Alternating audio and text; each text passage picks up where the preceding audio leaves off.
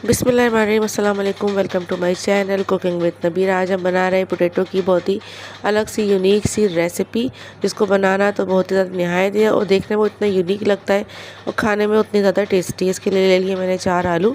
इसको मैंने बॉयल कर लिया था इस तरह गर्म पानी में डाल के। उसके बाद अच्छी तरीके से मैश कर लें। छिलका छिल के मैश करने उबालने से ये होता है कि फटाफट बाद में आप इस तरह से, वरना बाद में फिर इस छिलका छीला नहीं जाता। तो ये देखिए अच्छी तरीके से इसका गुठलियाँ बिल्कुल बाकी नहीं होनी चाहिए। इस तरह मैश करें। उसमें डालें नमक हाफ़ चम्मच, ऑरिगेनो डाल दें हाफ़ चम्मच, वाइट पेपर डाल दें हाफ़ चम्मच से थोड़ा सा कम क्वार्टर पे, और इसके अलावा इसमें डलेगा ये पार्सले, ये भी हाफ़ चम्मच डाला है। कॉर्नफ्लावर डाल दें 3 से 4 टेबल स्पून भर भर के कॉर्नफ्लावर डाला था मैंने, और उसको अच्छी तरीके से हाथों से गूंद लें। ज़रूरत पड़े तो 2 से 3 टेबल स्पून इसमें पानी ऐड होगा। उसके बाद आटे की तरह इसको गूंद लें। अच्छी तरीके से सॉफ्ट सी डो बन जाएगी। अगर चाहो तो 15 मिनट के लिए इसको छोड़ दें तो ये बहुत अच्छी और हो जाएगी। इसके बाद इसको इस तरह से बॉल सा बना लें।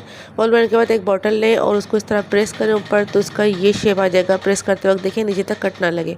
इसको रख दें साइड पे, पानी बॉयल करने रख दें। जब पानी अच्छी तरीके से बॉयल हो जाए तो इसको डाल देना। ये देखिए अभी ये नीचे बैठ रहा है, इसका मतलब ये रेडी नहीं है।